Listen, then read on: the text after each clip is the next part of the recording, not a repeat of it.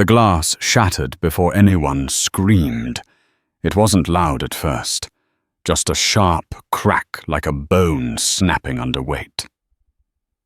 Then the sound spread through the hotel lobby, ricocheting off marble and brass and money. Heads turned. Conversations died mid-sentence. Somewhere near the concierge desk, a woman gasped and dropped her phone. At the center of it all stood a man most people had already decided didn't belong. Nathaniel Brooks didn't flinch. Not when the security guard's elbow clipped the edge of the tall glass divider. Not when shards slid down and scattered across the floor at his feet. Not even when 3 uniforms closed in around him, too fast, too tight hands, hovering near radios and cuffs.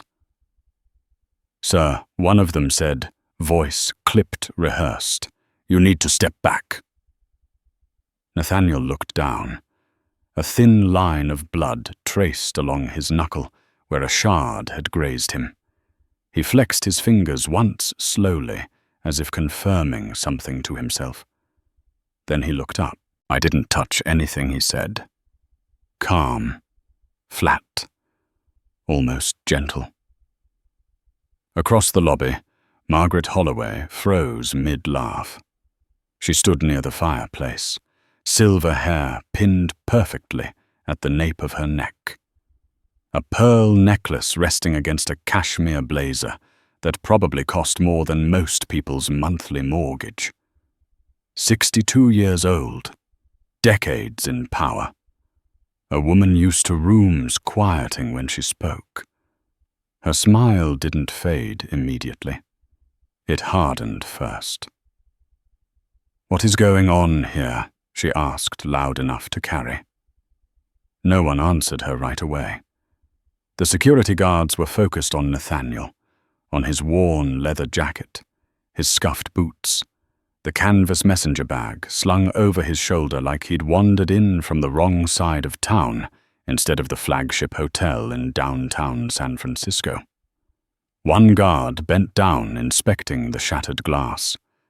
Another glanced at Nathaniel's hands again. A third subtly positioned himself between Nathaniel and the elevators. Margaret watched it all with narrowed eyes. Irritation flickered beneath her composure. This was supposed to be a clean morning, a controlled morning. She had foreign investors arriving within minutes, a board dinner tonight, a press interview scheduled for late afternoon. She did not have time for chaos. "Excuse me," she said again, sharper now. Why is he still standing there? The older guard straightened. "Ma'am, there was an incident. We're handling it." Nathaniel's gaze shifted to her, not defiant, not apologetic, assessing, as if he were cataloguing details the way some people read fine print. The tightness around her mouth, the way she held her phone too firmly, the faint tremor in her left hand that betrayed more than she intended. Margaret felt it. That look. She hated that look. "I asked him to wait by the desk," she said. "He ignored instructions, got too close, caused a disruption." Nathaniel's brow creased just slightly. "That's not what happened." Margaret turned fully toward him now. The room seemed to tilt in her favor. People were watching. Guests in tailored suits. A couple near the windows. 2 younger women whispering behind a pillar. Phones were out again, subtle but ready. "And who are you," Margaret asked, "to tell me what did or didn't happen in my meeting space?" "My name is Nathaniel Brooks," he said. "I was told to be here at 9. Margaret laughed once, not amused, dismissive. "No, you weren't." The words landed hard. Final. Absolute. She stepped closer, heels clicking against marble. The scent of polished wood and expensive cologne hung between them. "This is a private floor," she continued. "Reserved. You don't wander in here because you feel like it." "I didn't wander," Nathaniel said. His voice stayed level, but something beneath it tightened. "I checked in with the front desk. They called upstairs. I was told to wait." By who Margaret snapped. Nathaniel hesitated for half a beat. "A woman named Claire. Short hair. Blue scarf." Margaret didn't recognize the name. That alone annoyed her. She turned to the nearest guard. "Escort him out. I don't want a scene." One of the guards shifted uncomfortably. "Ma'am, there's broken glass." "I don't care about the glass," Margaret said. "I care about order." Nathaniel felt the space around him constrict. He could sense the decision solidifying the way it always did. Faster than facts. He had lived long enough to recognize the pattern, the assumptions, the shortcuts. Still, something about this moment felt heavier than the others. He looked past Margaret toward the elevators. The digital panel ticked down silently. 10, 9, 8. A man in a tailored grey suit stepped out of the elevator and stopped short at the sight of the shattered glass. He was in his late 50s, hair thinning, eyes sharp. He scanned the room, then locked eyes with Margaret. "What's going on?" he asked. Margaret exhaled through her nose. "Alan, perfect timing, security issue." Alan Reed, Chief Operating Officer, followed her gaze to Nathaniel. His eyes lingered a moment longer than necessary. He took in the jacket, the bag, the boots. Then he nodded once as if something made sense. "We don't need distractions today," he said. "We're already behind schedule." Nathaniel met his eyes. "I'm not a distraction." Alan didn't respond to that. He leaned toward Margaret instead. "The Zurich group will be here any minute." Margaret straightened, her jaw set. "Exactly." She turned back to Nathaniel. "You've made your point. Now leave." For the first time, something flickered across Nathaniel's face. Not anger, not fear. Disappointment. "You didn't even ask why I'm here," he said. Margaret scoffed. "I don't need to." The guard nearest him cleared his throat. "Sir, if you'll come with me." Nathaniel took a slow breath. He could feel the eyes on him now. Feel the weight of the moment pressing down. Somewhere behind the anger and the injustice, another awareness surfaced. This wasn't just about him anymore. He glanced again at the elevator panel. 7, 6. "Before I go," he said quietly, "you might want to check your calendar." Margaret's laugh was colder this time. "You think I don't know my own schedule?" "I think," Nathaniel replied. "You stopped looking at faces a long time ago." The words cut sharper than he intended. Alan stiffened. Margaret's eyes flashed. "That's enough," she said. "Get him out." The guard placed a hand lightly on Nathaniel's arm. Nathaniel didn't resist. He didn't raise his voice. He simply reached into his jacket and pulled out a folded piece of paper, edges worn soft. He held it out. "Then at least take this." Margaret hesitated. Just for a second. Curiosity tugged at her, despite herself. She took the paper between two fingers, as if it might stain. She unfolded it. Her breath caught. Alan leaned in, eyes narrowing as he read over her shoulder. The color drained from his face. The elevator chimed. 0.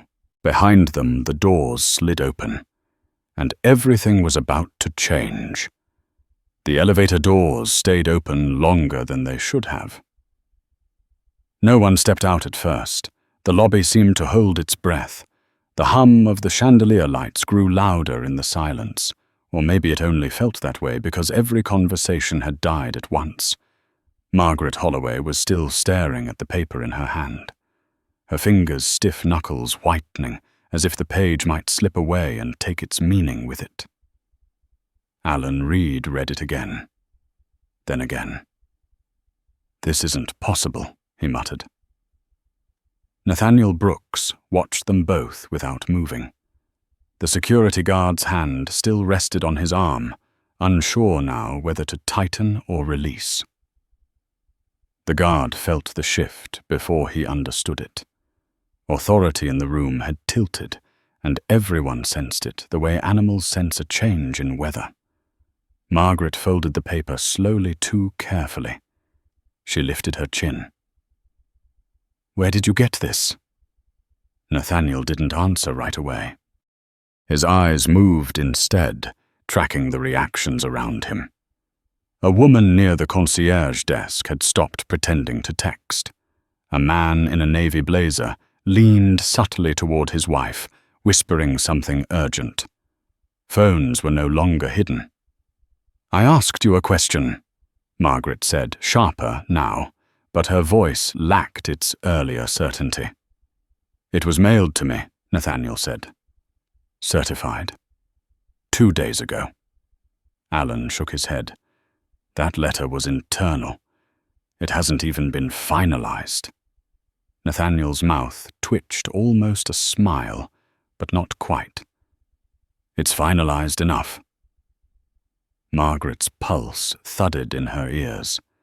She glanced at the elevator again, half expecting someone else to step out and to make sense of this. Instead, the doors slid closed with a soft chime that sounded to her like a verdict. "You're saying she began choosing each word carefully, that you somehow obtained a draft resolution from our board?" Nathaniel's gaze locked onto hers. "I'm saying you should have read the full attachment." Alan turned sharply toward her. "Margaret." She ignored him. "And what exactly do you think this proves?" Nathaniel shifted his weight. The guard's hand fell away from his arm without a word. "It proves," he said, "that the meeting you're preparing for upstairs isn't the one that matters." A murmur rippled through the lobby. Margaret felt it brush against her like a cold wind. She hated that she could feel it, hated that she wasn't in control of the room anymore. "You don't know anything about my company," she snapped. Alan's phone buzzed. Once, twice he looked down, frowning, then went pale. "Margaret," he said quietly. "It's Claire." Margaret's stomach tightened. "Why is she calling you?" Alan swallowed. "Because she can't reach you." Nathaniel glanced at the phone. "She's probably panicking." Margaret rounded on him. "You will not stand there and speculate about my staff." "I'm not speculating," Nathaniel said. "She's looking at the same thing you are. And she's realizing she shouldn't have waved me upstairs." Alan answered the call. His voice dropped. "Claire, slow down. What are you talking about?" Margaret watched his face change as he listened. Confusion gave way to disbelief. Disbelief hardened into something like fear. "When did this come through?" Alan asked. He turned away slightly, shielding the phone. But not enough. Margaret caught fragments. "Emergency session. Proxy vote. Effective immediately." "No," Alan said. "No, that doesn't make any sense. The Zurich group is already on their way." A pause. Then quietly, "Yes, I understand." He ended the call. The silence that followed was heavier than before. Margaret took a step toward him. What did she say? Alan didn't meet her eyes. She said the board convened early this morning. Remote, unscheduled. Margaret laughed, sharp and brittle. "That can't happen without me." "It can," Alan said, "if enough shares are represented." Nathaniel tilted his head. They were. Margaret turned on him, fury breaking through at last. "You are enjoying this." "No," Nathaniel said. "I'm bracing for it." She opened her mouth to retort, then stopped. Something in his tone caught her. Not triumph, not revenge. Resolve. Alan rubbed a hand over his face. "They've activated the contingency clause." Margaret felt the floor tilt beneath her feet. "What clause?" "The one we never thought they'd use," Alan said. "The one tied to reputational risk." Nathaniel spoke softly. "And governance failure." Margaret stared at him. "You set this up?" Nathaniel shook his head. "You did." The words hit harder than the broken glass had earlier. Margaret's mind raced, grasping for something solid. "This is ridiculous." "Even if the board is posturing, nothing changes today." Alan finally looked at her. "They're sending legal." Her breath caught. "Here?" "Yes." The lobby seemed to close in. The air felt thicker, harder to breathe. Margaret was suddenly acutely aware of every eye on her, of the whispers growing louder, now less restrained. A man near the bar raised his phone higher. A woman shook her head slowly, lips pressed together. Margaret straightened her blazer, clinging to habit. "Fine. Then we take this upstairs, away from this circus." She turned toward the elevators. Nathaniel didn't move. "I don't think you're going anywhere," he said. She spun back. "Excuse me." Alan glanced between them. "Margaret. Maybe we should—" "No," she said. "We are not taking instructions from him." Nathaniel's voice remained even. "You're not taking instructions from me.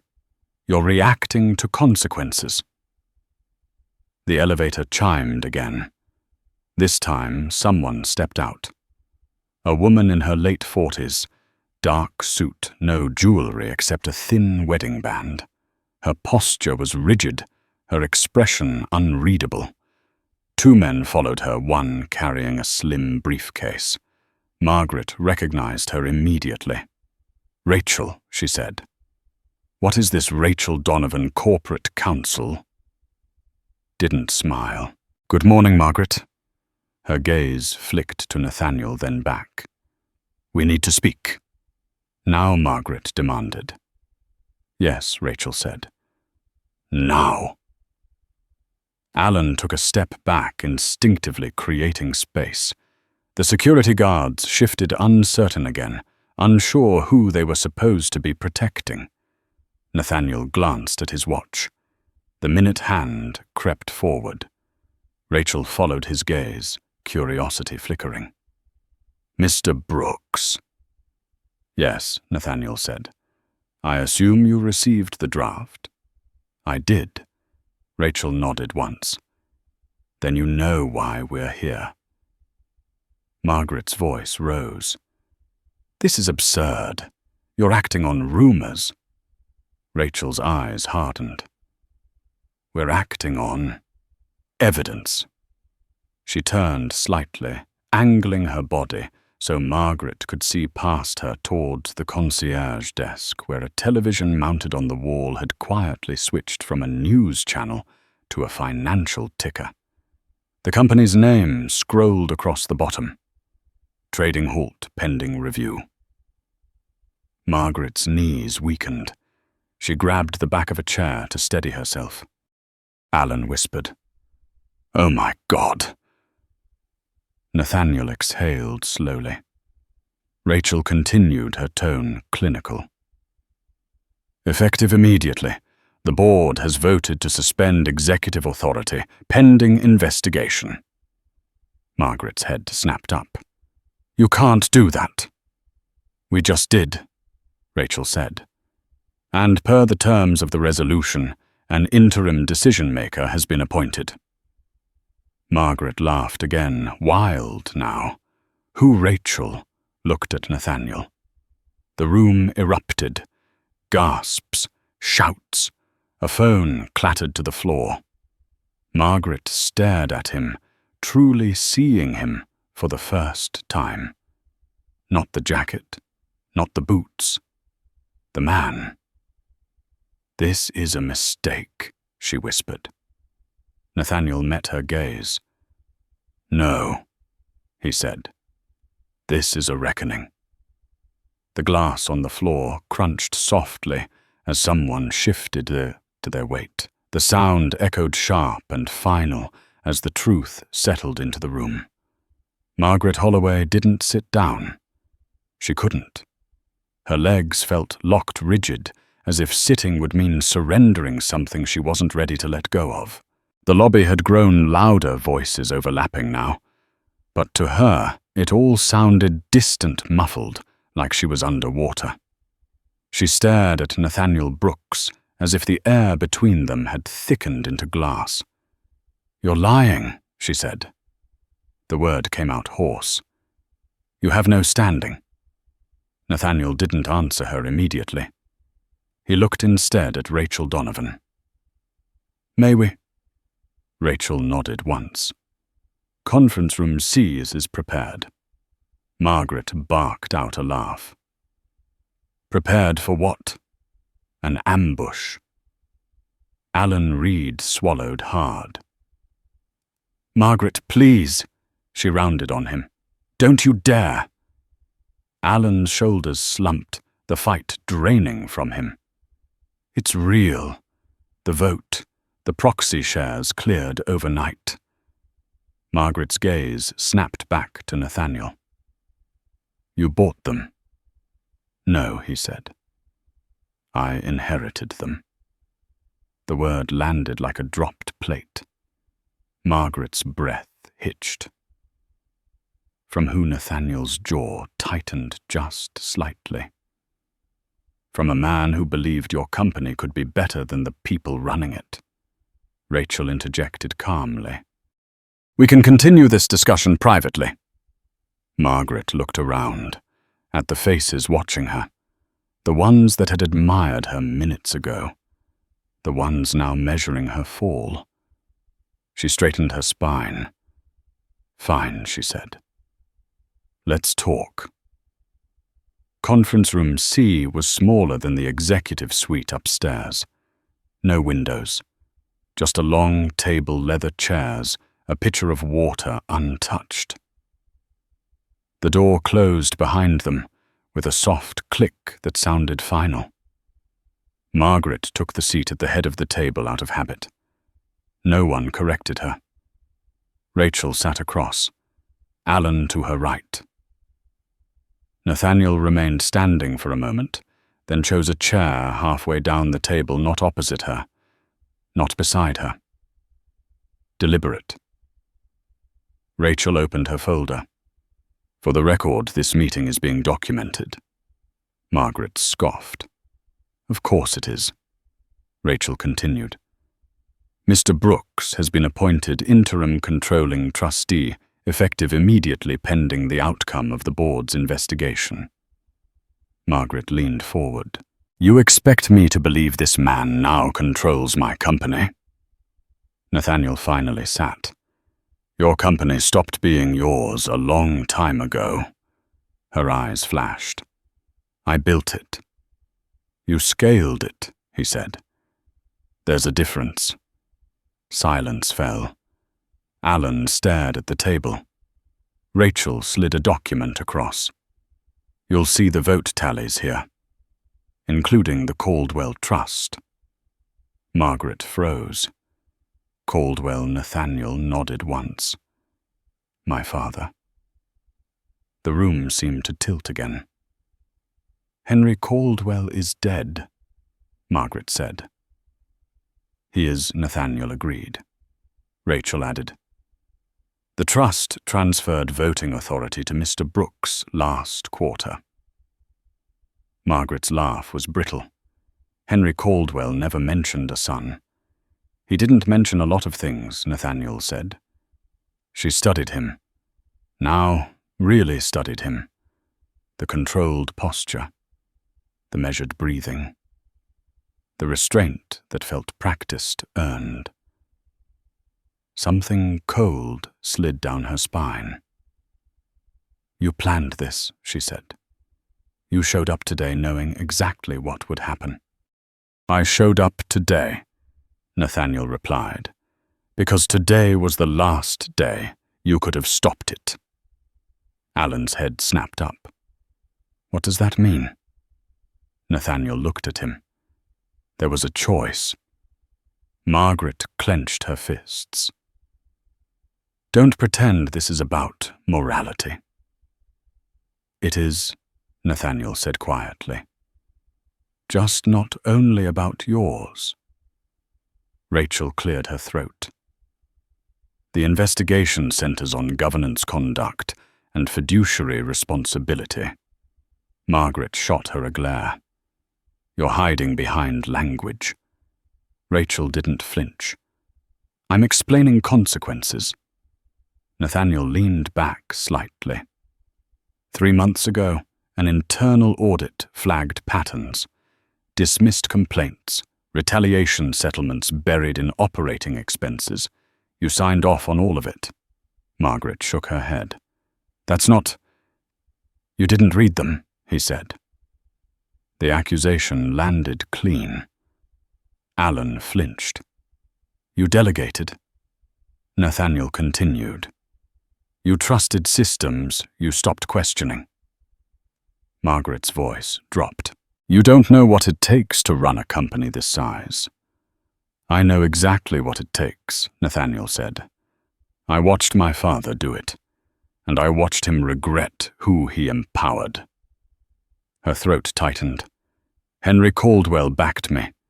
He funded you, Nathaniel corrected, until he realized he was financing harm.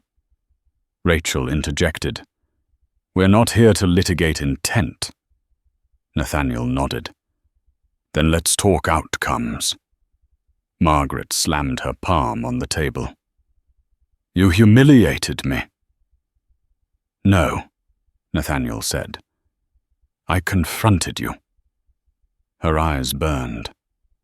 In public. You made it public, he replied. When you decided who belonged in that room. The words echoed. Margaret's chest rose and fell sharply. For a moment, something like doubt flickered across her face. Then it hardened into anger. So what now? She demanded. You strip me of authority and pretend you're saving the company. Nathaniel met her gaze. I am saving the people inside it. Alan looked up. What does that mean exactly? Rachel answered.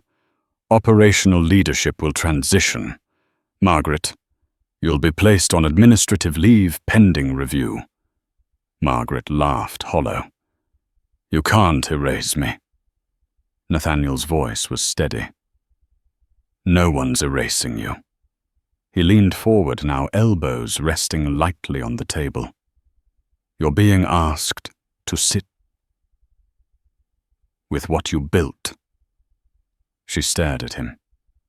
You think you're better than me? No, he said. I think I'm responsible. Silence stretched.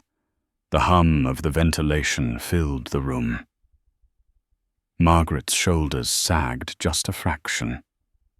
"And if I refuse," Rachel closed her folder, "then the board proceeds without your cooperation," Alan whispered.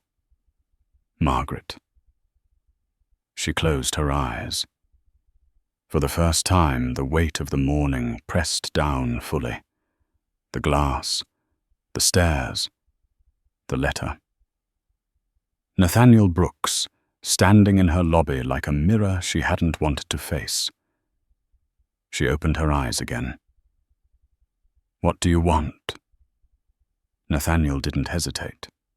Transparency, accountability, and change that outlasts me. She scoffed weakly. "You think one person can fix this? I think one person can stop pretending it's fine." Rachel stood. "We'll reconvene in 48 hours. Margaret remained seated as the others rose. Nathaniel paused at the door, then turned back. "For what it's worth," he said, "I hoped you'd recognize me." Her laugh caught in her throat. "As who?" "As someone who was listening," he said. The door closed behind him. Margaret sat alone in the conference room, the leather chair creaking softly beneath her, the silence finally loud enough to hear herself think. The first headline went live before Margaret Holloway reached the curb. She saw it reflected in the black glass of the sedan, waiting for her. The driver pretending not to notice as her phone buzzed again and again in her hand. Trading halt. Governance crisis. Board moves against CEO. The words blurred together, sharp and unforgiving. She slid into the back seat without speaking. The door closed. The city began to move past the window-familiar streets, suddenly foreign. Inside the hotel, Nathaniel Brooks stood where she had stood an hour earlier. The glass had been swept away. The floor gleamed again, spotless as if nothing had happened. But the air still carried the memory. He could feel it in the way people watched him now. Not dismissive, not suspicious, measuring. Rachel Donovan walked beside him toward the elevators. "We'll need to move quickly," she said. "There will be pushback." "There always is," Nathaniel replied. Alan Reed lingered behind them, pale quiet, his confidence leaking away with every step. He pressed the elevator button harder than necessary. "This will tear the company apart." Nathaniel didn't look at him. It was already tearing itself apart. "You just learned where the seams were." The doors opened. They stepped inside. As the elevator rose, Alan finally spoke. "You could have done this quietly." Nathaniel met his eyes in the mirrored wall. Quiet is how it got this bad. Upstairs, the executive floor felt different without Margaret. The assistants hovered, voices low, eyes darting. A woman near the corner office wiped her hands on her skirt as Nathaniel passed. Another man straightened his tie, then loosened it again, unsure which version of himself would be safer. Nathaniel paused outside the glass-walled conference room. Inside, a handful of senior managers waited seated stiffly, phones face down on the table as if they might explode at any moment. He could see it in their faces. Fear, relief, curiosity, all tangled together. He entered without ceremony. "Good morning," he said. No one replied at first. Then a woman in her early 40s hair, pulled back too tightly, cleared her throat. Are we still having this meeting?" Yes, Nathaniel said. But it's a different meeting now. He took the seat Margaret used to claim without asking. The chair creaked under his weight. He didn't adjust it. I want to be clear, he continued. This isn't a purge. It's a pause. A man across from him shifted. With respect, Mr. Brooks, people are scared. They should be, Nathaniel replied. Fear is what happens when truth shows up unannounced. Silence. Outside the room, Margaret Holloway sat alone in the back of the sedan as it crept through traffic. Her phone lay face down on the seat beside her, now buzzing itself tired. She stared straight ahead, replaying the morning in fragments. The broken glass, Nathaniel's voice, Rachel's calm, surgical tone. Henry Caldwell's name echoed in her mind. She hadn't spoken it in years.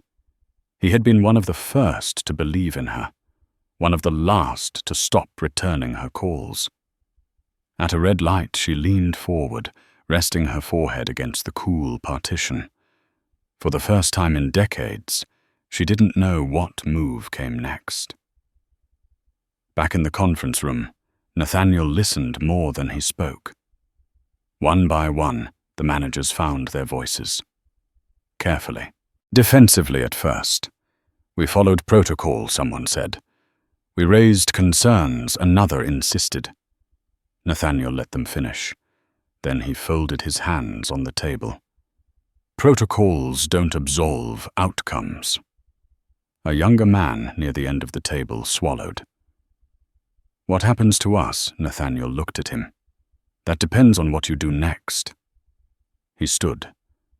I'll be meeting with employees directly. No filters, no handlers. A murmur ran through the room. That's not standard, Alan said. Nathaniel turned. Neither was this morning. By midday, the building buzzed with rumors.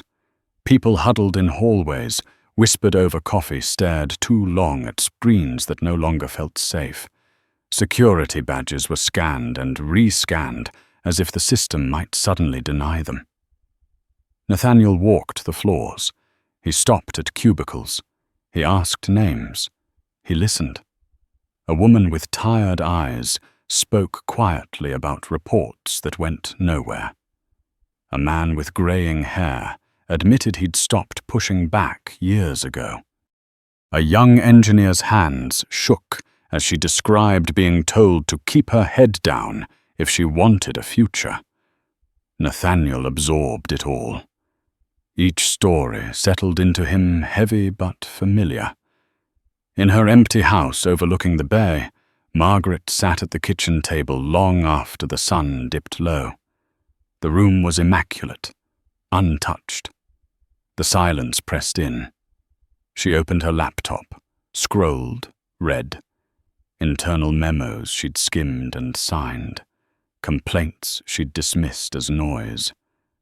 The pattern was there now, undeniable, stretching back years. Her phone buzzed again. She didn't look at it.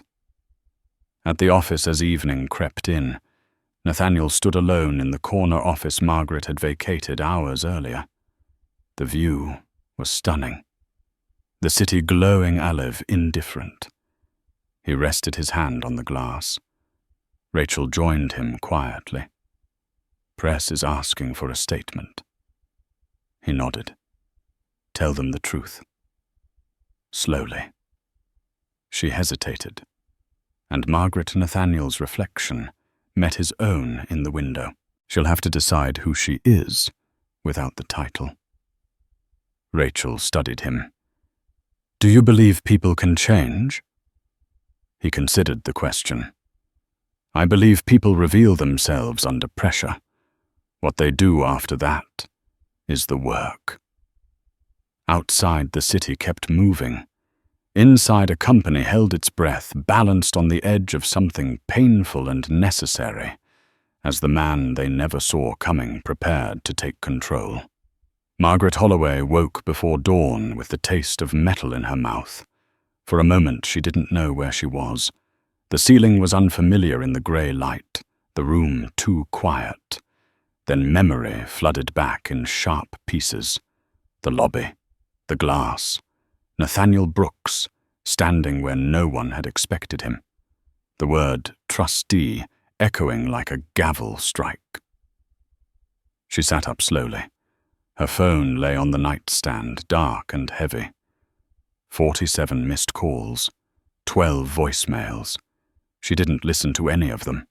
She already knew what they would say. Down in the city, Nathaniel Brooks was already awake. He stood in the kitchen of his temporary apartment, coffee cooling untouched on the counter, jacket draped over a chair. The city outside the window was just beginning to stir. Buses hissed at stops. A siren wailed somewhere far off. He watched it all with the stillness of someone used to carrying weight. His phone buzzed. Rachel Donovan. "The board wants an update," she said without preamble. "They'll get one," Nathaniel replied. "After I speak to the staff again." A pause. And Margaret. She hasn't reached out. She will. Nathaniel ended the call and picked up his jacket. At the office, the atmosphere had shifted overnight. It wasn't calmer. It was rawer. People spoke in low voices, eyes darting. Some looked at Nathaniel with cautious hope, others with thinly veiled resentment. Power had changed hands, but trust had not followed it yet. He called an all-hands meeting for late morning. In the meantime, he sat with a group from compliance.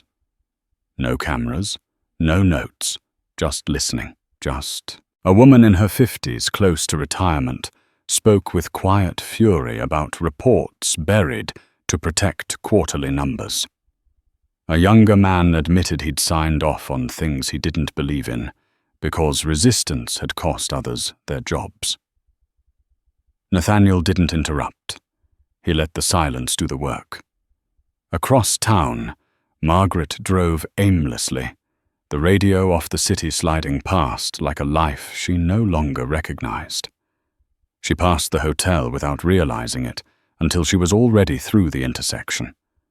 Her grip tightened on the steering wheel. At a stoplight, she caught her reflection in the rearview mirror. The woman staring back looked older than she remembered. Not just tired, exposed. She pulled over and sat there, engine idling until a car honked behind her. She drove on. By noon, the auditorium was full. Nathaniel stood on the stage without notes. No podium, just him and a microphone. The crowd was a sea of faces familiar and not. Engineers, assistants, managers. People Margaret had rarely addressed directly. The murmurs died as he stepped forward. "I know you're scared," he said. His voice carried without strain. "I would be too." He paused, letting it settle. "This isn't about punishment," he continued. "It's about reality, about what we've been avoiding." A man near the front crossed his arms. A woman a few rows back leaned forward. "I'm not here to be liked," Nathaniel said. "I'm here to make sure this place stops hurting the people who keep it running." The room was silent. "I will meet with anyone who wants to speak," he added. "No retaliation, no filters. That's not a promise. It's a condition." Something shifted then. Subtle, fragile. Margaret listened to a recording of the speech hours later alone in her living room. She replayed it twice. Each word felt like a weight pressing on her chest. She poured herself a drink she didn't want, set it down untouched. Her phone rang. Unknown number. She answered before she could stop herself. Margaret Rachel Donovan said, "We need to talk." Margaret closed her eyes. "About what's left of me. About what you do next." They met in a quiet office away from the main building. No assistants, no glass walls. "You can fight this," Rachel said. "Lawyers, statements, drag it out." Margaret laughed softly. And then what Rachel studied her. "And then you become a symbol." Margaret's gaze dropped to her hands. "I already am." Rachel leaned back. "Nathaniel isn't interested in destroying you." Margaret looked up sharply. "He took everything." "He took responsibility," Rachel corrected. "There's a difference." Margaret was silent for a long moment. Then quietly, "He was right." Rachel didn't interrupt. "I stopped seeing people," Margaret continued. "Somewhere along the way, I stopped seeing them." The admission hung between them raw and unpolished. "What do you want?" Rachel asked. Margaret swallowed. "I don't know how to fix this." Rachel nodded once. "That might be the most honest thing you've said." That evening, Nathaniel walked the building again. This time, people stopped him. Spoke openly. Not all kindly. "You don't know us," one man said. Nathaniel met his gaze. "You're right. That's why I'm listening." At home, Margaret sat at her desk, papers spread out before her. Old emails, notes, decisions she'd made quickly, carelessly. She read them as if they belonged to someone else. Her phone buzzed again. A text this time. Nathaniel Brooks. She stared at the name for a long moment before opening it. "We need to talk. Not about the company. About what comes after." Her fingers hovered over the screen. Then she typed. "When?" "Tomorrow. 10. She didn't reply right away. She stood, walked to the window, and looked out at the city she had once commanded. Then she typed one word. "Fine." She slept little that night. Neither did Nathaniel. Morning came heavy and grey. They met in a small conference room, neutral territory. No glass walls. No audience. Margaret entered first. Nathaniel followed minutes later. They faced each other across the table. No hostility, no warmth. "You didn't have to come," Nathaniel said. "I did," Margaret replied. Silence stretched. "I won't pretend I understand you," she said finally. "But I understand this. I was wrong." Nathaniel watched her carefully. "That's a beginning. It doesn't undo anything." "No," he agreed. "It doesn't." She nodded. "Then tell me what you want from me." Nathaniel leaned forward slightly. "I want you to stop hiding behind success. I want you to own the harm. Publicly. Fully." Margaret's jaw tightened. "That will end what's left of my career." "It might," Nathaniel said. "But it might also start something else." She closed her eyes briefly. When she opened them, they were wet but steady. "Do you believe people deserve a second chance?" she asked. Nathaniel considered her. "I believe they deserve the chance to change. Those aren't the same thing." Margaret exhaled slowly. "Then I'll do it." Nathaniel nodded once. Outside, the city moved on, unaware of the quiet reckoning unfolding behind closed doors as two lives intersected not in triumph or defeat, but in the uncomfortable space where truth begins. The cameras were already set up when Margaret Holloway arrived. She stood just inside the doorway of the press room, watching technicians adjust lights that were far too bright, far too unforgiving. The air smelled like warm plastic and stale coffee. Rows of empty chairs waited, each one a silent witness. She felt the familiar urge to turn around, to postpone, to delegate. There was no one left to delegate to. Nathaniel Brooks was not in the room. That was intentional. This was hers. She walked to the podium alone. Each step felt heavier than the last. Her heels clicked against the floor, echoing louder than they should have. A staffer handed her a printed statement. She didn't take it.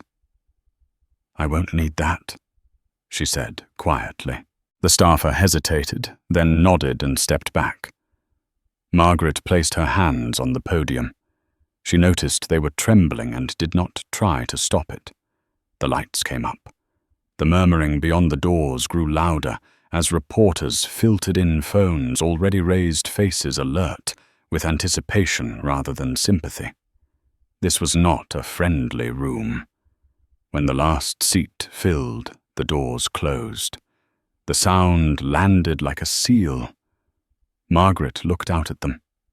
Faces she had seen across tables in green rooms at conferences where applause had once come easily. Now there was only expectation. She took a breath. "My name is Margaret Holloway," she said. Her voice wavered, then steadied. "And I need to tell the truth." A few keyboards began to click. "Yesterday morning, I misused my authority. I dismissed someone without listening. I assumed I understood his value without knowing anything about him." She paused, swallowing hard. "I was wrong." A ripple moved through the room.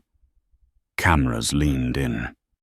"I didn't make a mistake because I was under pressure," she continued. "I made it because I have allowed power to insulate me from accountability." A reporter in the front row raised a hand, then lowered it, sensing the moment. "I participated in a culture where results mattered more than people, where discomfort was avoided instead of confronted." Margaret's gaze dropped for a fraction of a second, then lifted again. That culture harmed employees. It harmed trust. And it was my responsibility to stop it. I didn't. The silence was absolute now. "I am stepping aside from all executive authority," she said, effective immediately. A collective intake of breath swept the room. "I will cooperate fully with the independent review. I will not defend what cannot be defended. And I will not ask for understanding I have not earned." Her voice tightened. "This is not about reputation repair. It is about ownership." A reporter finally spoke. "Ms. Holloway, are you apologizing because you were caught?" Margaret didn't flinch. "Yes." The honesty startled them. "If no one had challenged me," she continued, "I would have gone on believing I was justified. That's the danger of unchecked power. It doesn't correct itself." Another reporter leaned forward. "Do you expect forgiveness?" Margaret shook her head. "No. I expect consequences." She stepped back from the podium. There was no dramatic exit, just a woman walking away from a version of herself that no longer existed. Across town, Nathaniel Brooks watched the live feed alone in his office. He didn't sit. He stood with his arms folded, eyes fixed on the screen, reading her face more than her words. He wasn't looking for remorse. He was looking for fracture, for the moment where control slipped and truth took over. He saw it. When the feed cut, he turned off the screen and exhaled slowly. Rachel Donovan appeared in the doorway.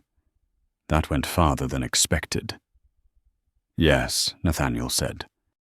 "It needed to. The board is reacting," she said. "Some are relieved.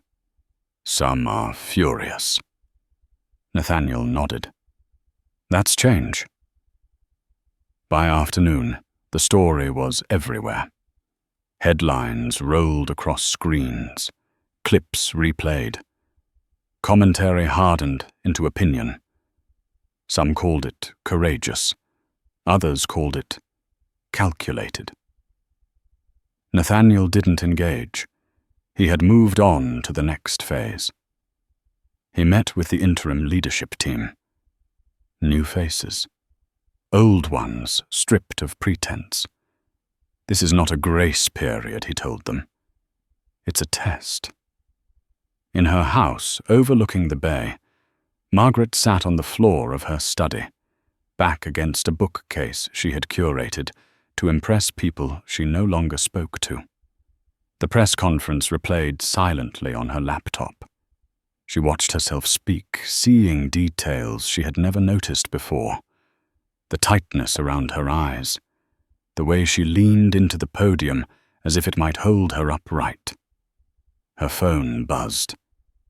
Messages she didn't open. Condemnation, praise, confusion. She turned the phone face down and closed the laptop. For the first time in decades, there was nothing she needed to do. The absence was terrifying. That evening, Nathaniel walked the city alone. No security, no driver. Just him and the sidewalks that told the truth about any place if you paid attention. He passed a man sleeping in a doorway, a woman arguing into her phone, a group of teenagers laughing too loudly. This was the part no one filmed. His phone buzzed. "Margaret, thank you for letting me speak without interruption." He read it twice before replying. "It wasn't for me." She responded a few minutes later. "I know." They didn't text again. The next morning, employees began to speak publicly. Carefully at first, then with momentum. Stories surfaced, not just pain, but relief, the feeling of being heard for the first time. Nathaniel convened a meeting with representatives from every level of the company. He sat among them, not above them. "You don't owe me trust," he said. "I'll earn it or I won't." One woman raised her hand, voice shaking. "What happens when this stops being news?" Nathaniel met her eyes. "That's when the real work starts." Margaret watched from a distance, literally and figuratively. She followed updates not as a decision-maker, but as an observer. It was humbling, necessary. Days passed, then a week. One morning, she stood in a small community center on the other side of the city, sitting in a circle of folding chairs. No cameras, no titles, just names. When it was her turn to speak, she hesitated. "I'm here," she said, "because I didn't listen when I should have." No one interrupted her. No one absolved her either. It was enough. Back at the office, Nathaniel signed the final document transferring long-term governance authority to the restructured board. He paused before adding his signature, aware of the weight of it. Power given back was different from power taken. He signed. Outside the city moved on, indifferent and alive. Inside a company began the slow, unglamorous work of becoming something else. And somewhere between public reckoning and private resolve, 2 lives continued forward, not redeemed, not undone, but changed in ways neither of them could fully see yet. 6 weeks later, the building felt unfamiliar even to people who had worked there for decades. Not because the furniture had changed, or the logos had been removed. Those were still the same. It was the way conversations happened now. Louder in some places, quieter in others. Doors that had once stayed closed were open. Meetings that used to end with polite nods now ended with uncomfortable questions that no one rushed to smooth over. Nathaniel Brooks noticed everything. He noticed the way people sat closer to the table instead of shrinking back, the way junior employees spoke without prefacing every sentence with an apology, the way managers hesitated before dismissing concerns they would have brushed aside weeks earlier. Change, he knew, was not dramatic. It was awkward. He stood at the back of a mid-level managers' meeting, arms crossed, listening. A man in his early 50s was speaking, voice tight. "We're being asked to revisit decisions from years ago. Some of us don't even remember the context." Nathaniel stepped forward. "That's the point." The man flushed. "With respect, it feels like we're being punished retroactively." Nathaniel met his eyes. "It feels like accountability when you've never had it." The room went still. After the meeting, a woman lingered by the door. She waited until the others had left before approaching him. Her hands trembled slightly as she clasped them together. "I almost quit 3 times, she said quietly. "I didn't think anyone would ever care." Nathaniel nodded. "I care now." Her eyes filled, but she didn't cry. She just nodded back and walked away. Across the city, Margaret Holloway sat in a rented office she had chosen precisely because it was ordinary. Beige walls, fluorescent lights. No view. She had sold her house overlooking the bay and downsized to an apartment she barely furnished. The quiet felt earned, not imposed. She read every article written about the company. Some praised the changes. Others mocked them. She did not respond to any of it. Instead, she showed up twice a week to the community center, sitting in that same circle of folding chairs. Listening, speaking when asked, never leading. One afternoon, a young woman across the circle crossed her arms and said, "Do you think this would be happening if you hadn't lost power?" Margaret didn't hesitate. "No." The woman studied her. "Then why should we believe you've changed?" Margaret felt the familiar urge to defend herself rise up. She let it pass. "You shouldn't," she said. "Not yet." Silence followed. Then the woman nodded once, sharp and satisfied, as if the answer mattered less than the refusal to dodge it. At the office, Nathaniel met with the restructured board.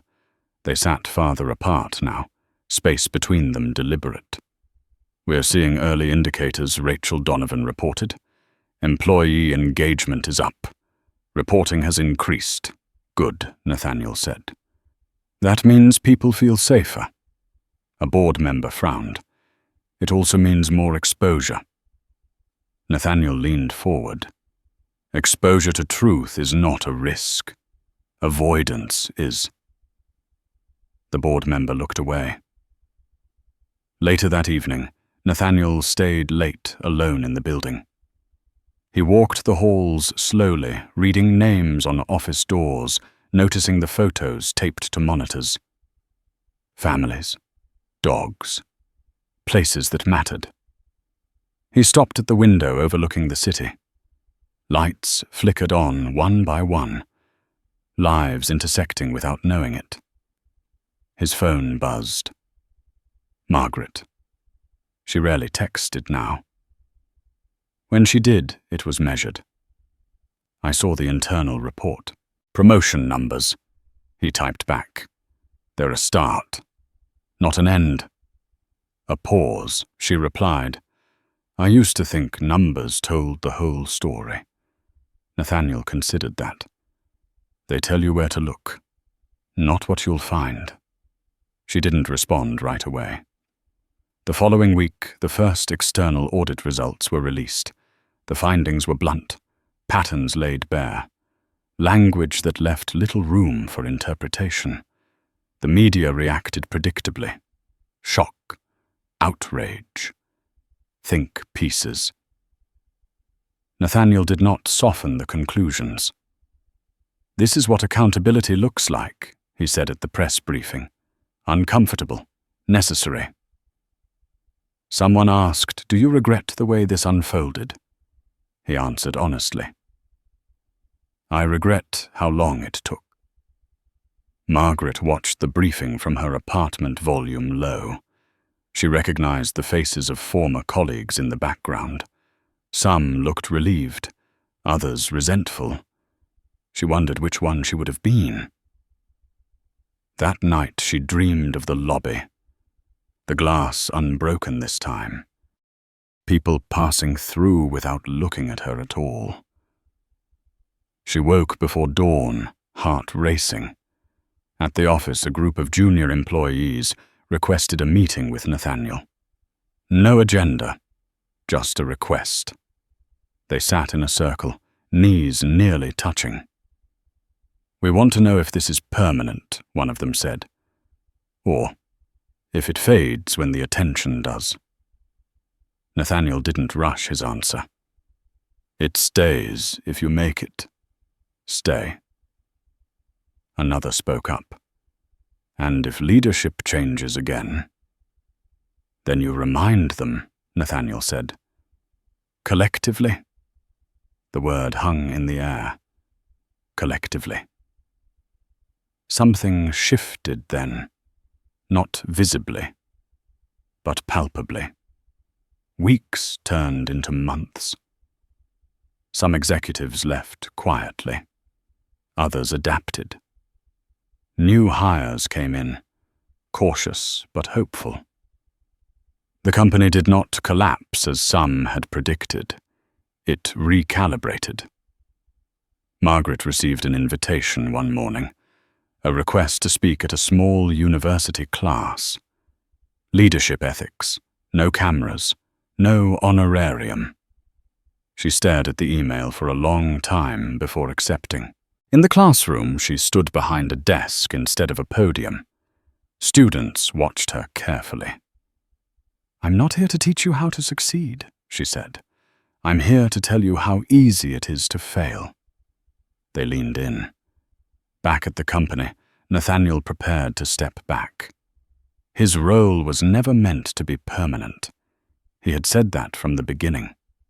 Rachel asked him, Do you trust them now? He thought of the meetings, the voices, the discomfort. I trust the process we built, he said. And I trust that they know what happens if they break it. The day he announced the transition, the room was full. Applause came restrained but real. This doesn't belong to me, he told them. It belongs to you. Margaret read the announcement online. She closed her laptop and sat quietly absorbing the finality of it. That evening, she walked past the hotel where it had all begun. She paused at the edge of the lobby, watching people move through the space without incident. No glass, no shouting, just ordinary life. She did not go inside. Across the city, Nathaniel stood on a bridge at dusk, watching the water move beneath him. His phone buzzed one last time that day. Margaret. I'm teaching again next month. Ethics seminar. They asked about you, he replied. Tell them the truth. She smiled faintly at the screen. So much had changed. Not neatly, not cleanly, but undeniably. The reckoning had passed. The work remained. 1 year later, the lobby no longer held its breath. People moved through it with the ease of routine coffee cups in hand, conversations overlapping laughter, breaking through the hum of the building.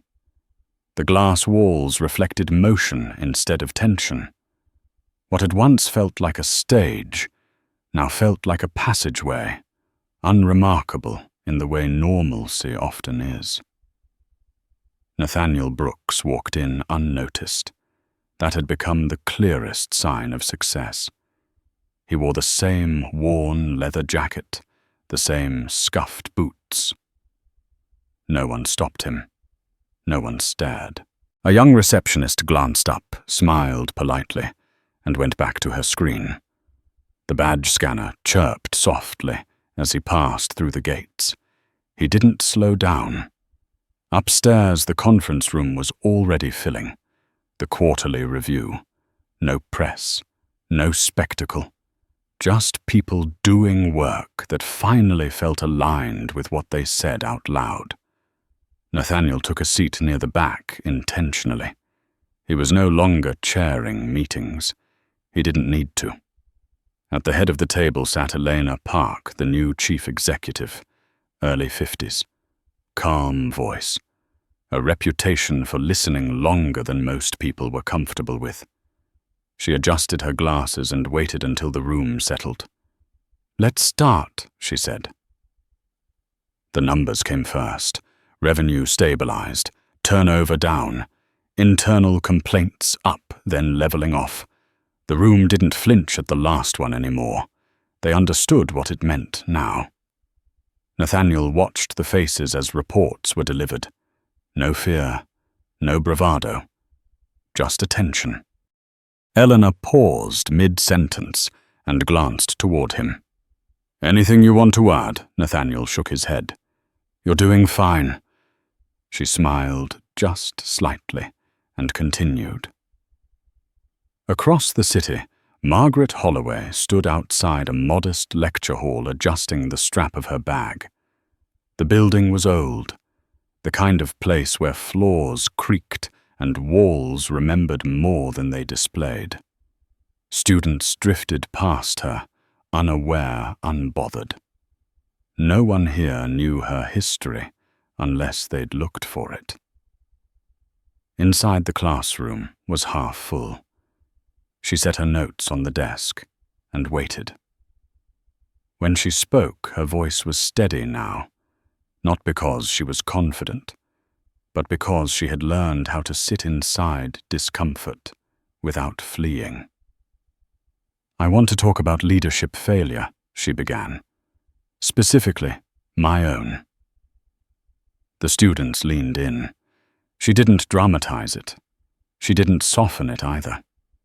She spoke about power as insulation, about the lies people tell themselves when success becomes identity, about the moment she realized competence without humility was just another form of negligence. A student raised his hand. "Do you think you would have changed without losing your position?" Margaret considered the question longer than was comfortable. "No," she said. "And that's the part that still scares me." Silence followed. Not awkward, respectful. After the lecture, a young woman approached her. "My father worked at a company like that," she said. "He never felt safe speaking up." Margaret nodded. "I wish someone had protected him." "So do I," the woman replied. At the office, the meeting ended without applause. People gathered their things, chatting softly, plans forming for lunch, for work, for the rest of the day. Elena caught up to Nathaniel in the hallway. "You ready to disappear again?" she asked. He smiled. "That was always the plan. You'll come back for the annual review." If you need me, she nodded. We will. Nathaniel took the elevator down alone. As the doors closed, he watched his reflection in the steel panel. Older than he had been a year ago. Calmer, too. Outside, the city felt different when you walked it instead of managed it. He blended into the crowd, another body in motion, another story moving forward. Margaret walked home through her neighborhood as the sun dipped low. The air smelled of cut grass and something cooking nearby. Ordinary things. She liked that now. Her phone buzzed. Nathaniel. How did it go? She smiled at the screen. They asked hard questions. He replied. Good. She typed back after a pause. They didn't ask for redemption. Another pause. Then his response. That's progress. They met once more that year by accident rather than design. A community fundraiser in a converted warehouse. Folding chairs, local musicians, no banners announcing importance. Margaret spotted him across the room and hesitated. Old instincts tugged at her.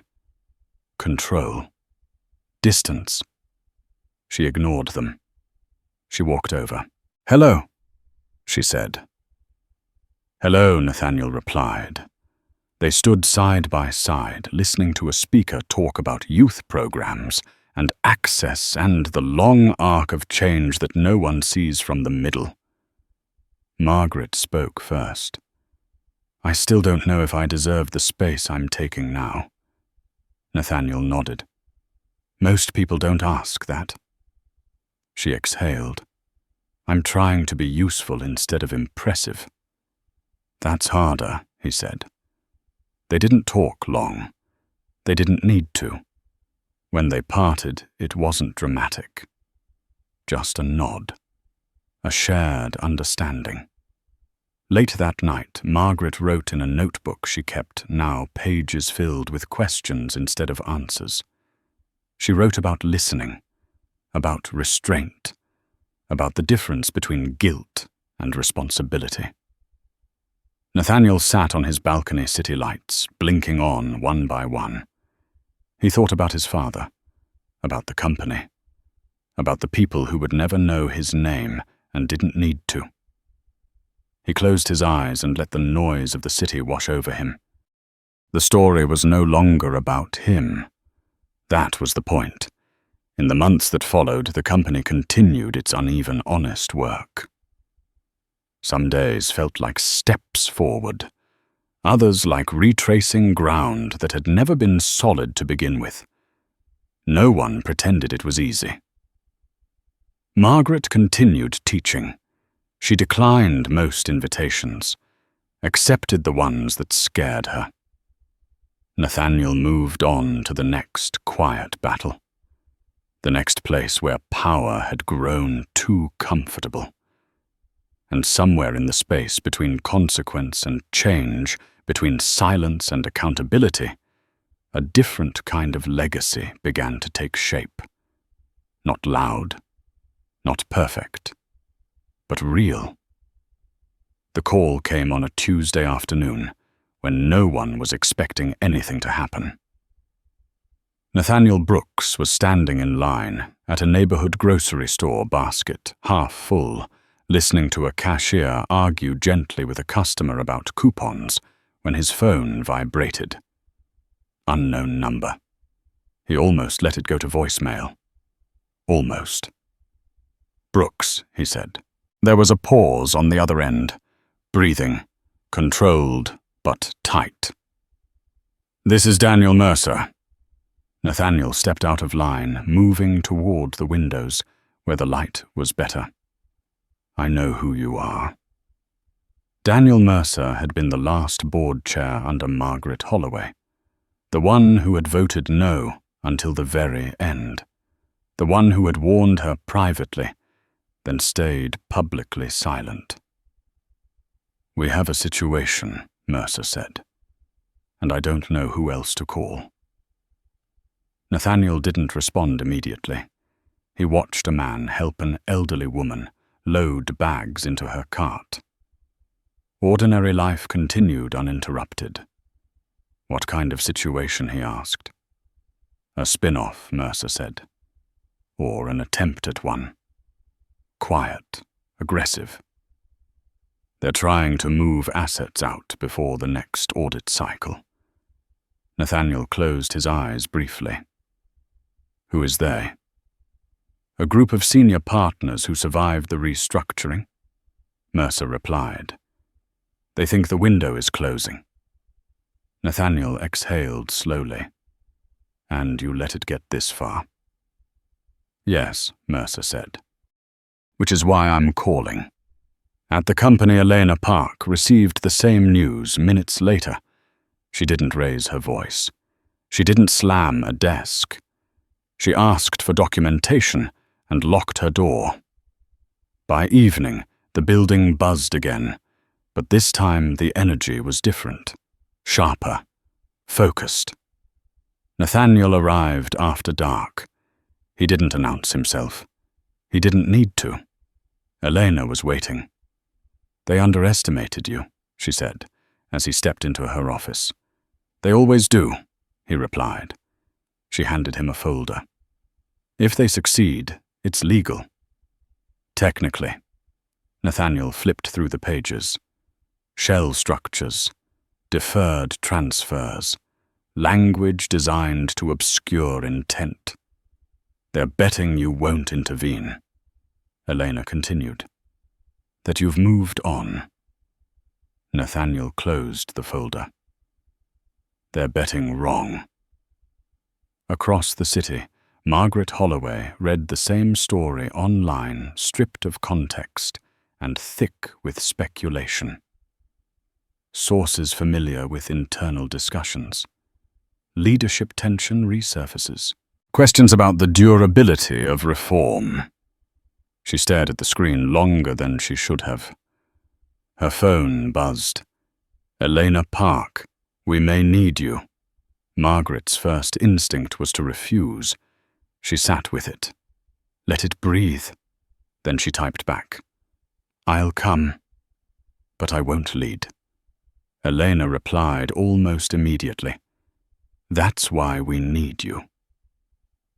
The meeting took place in a plain conference room. No press, no recording devices. Just people and choices. Nathaniel sat at one end of the table, Eleanor beside him. Across from them, a handful of executives whose faces betrayed nothing. Polite, careful, confident. Margaret entered last. The room shifted, subtly. Some eyes dropped, others hardened. She took a seat near the wall, not at the table. One of the executives spoke first. "This is unnecessary. The restructuring has already addressed past concerns."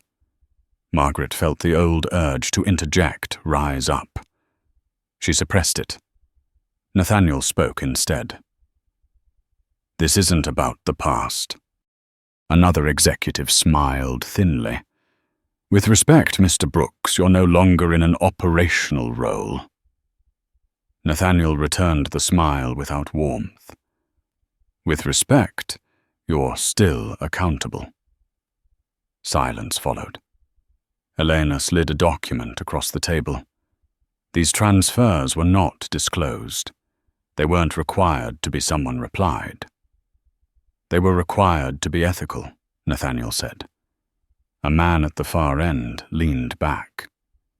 "You're moralizing business." Nathaniel's voice stayed even. "No, I'm naming it." Margaret watched, heart pounding.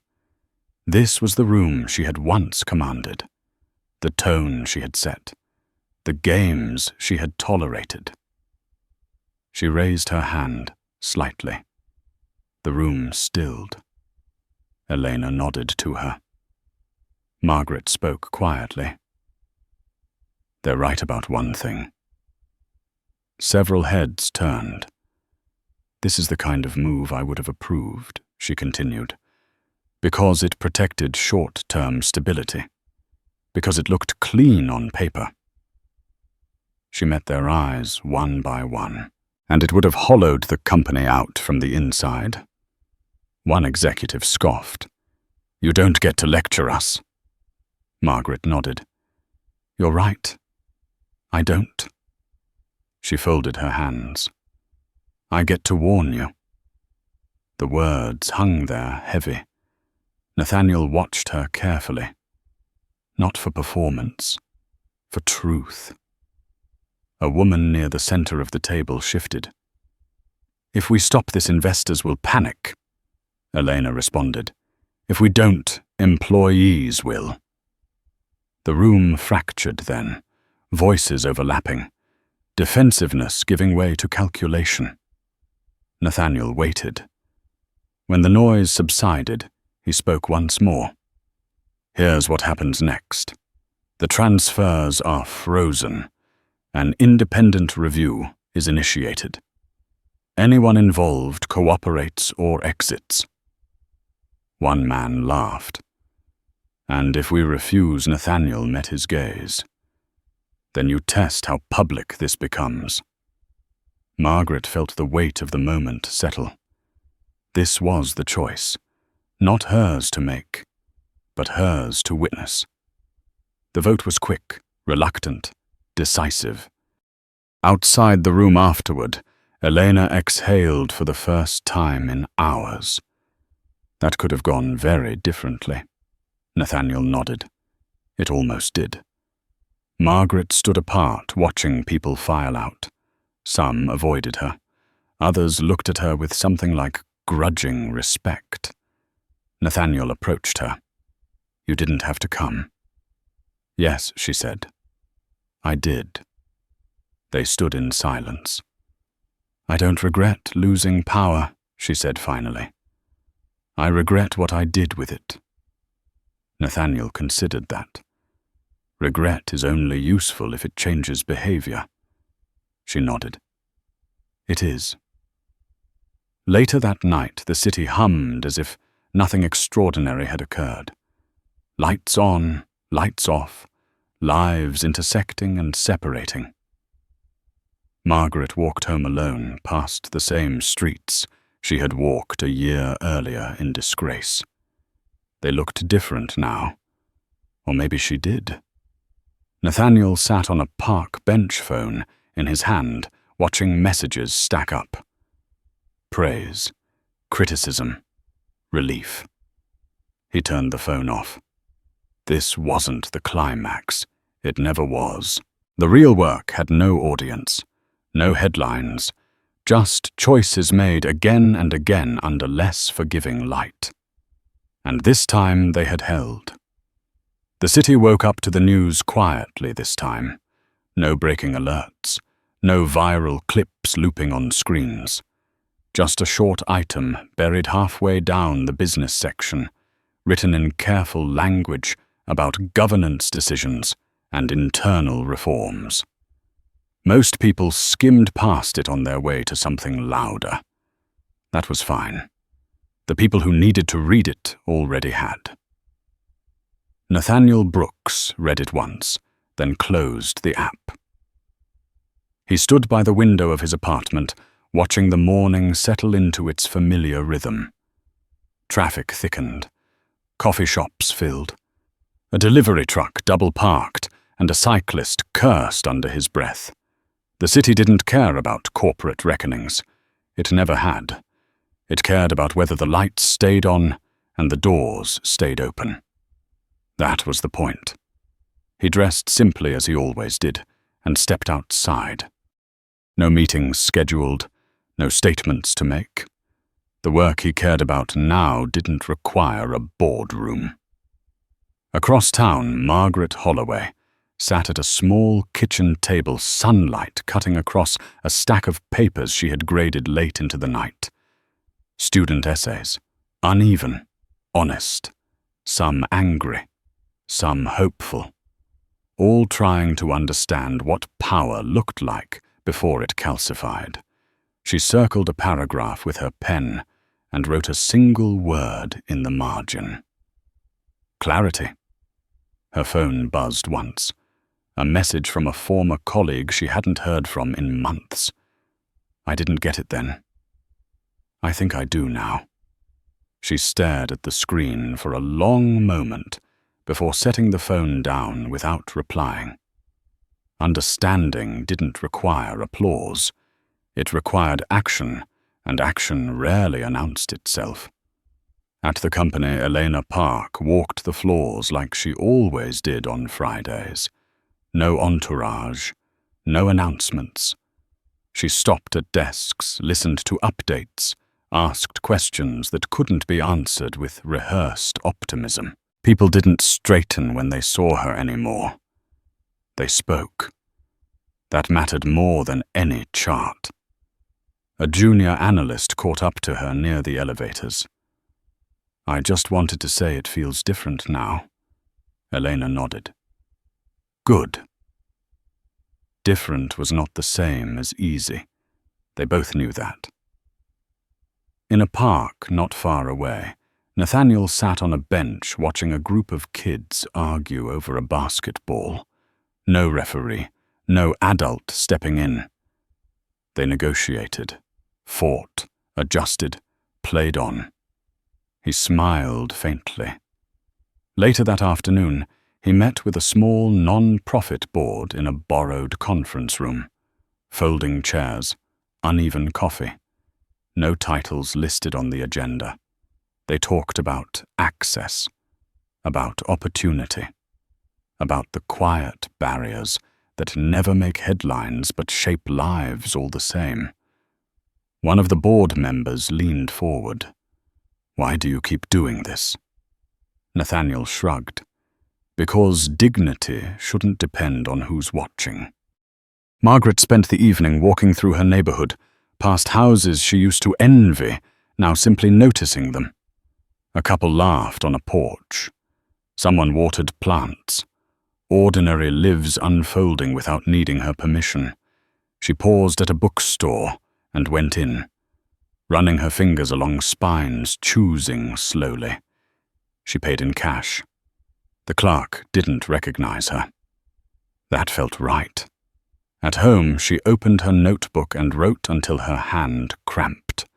Not a confession, not a defense, a record of what she had learned, of what she had lost, of what she refused to lose again. The company's next quarterly meeting came and went without incident. No emergency sessions, no frantic calls, just work done imperfectly but openly. The kind of work that doesn't feel heroic until years later, when people look back and realize nothing collapsed. Nathaniel declined an invitation to attend. Elena understood.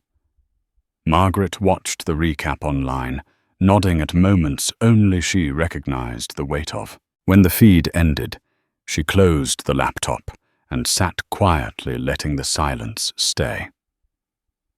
They crossed paths one last time that year at a modest fundraising dinner. No stage, no speeches, just tables and conversation and the low hum of people trying to make something better without being certain they knew how. They exchanged a nod. Nothing more. That was enough. Some stories end with redemption. This one didn't. It ended with responsibility, with people choosing to stay awake instead of comfortable, with systems bending, not breaking under the pressure of truth applied steadily. It ended with fewer excuses and more listening, with power redistributed not as punishment, but as correction. And it continued the way all real change does, long after attention moved elsewhere. If this story resonated with you, take a moment to like and subscribe and share your thoughts in the comments by writing 3 simple words. Tell your story.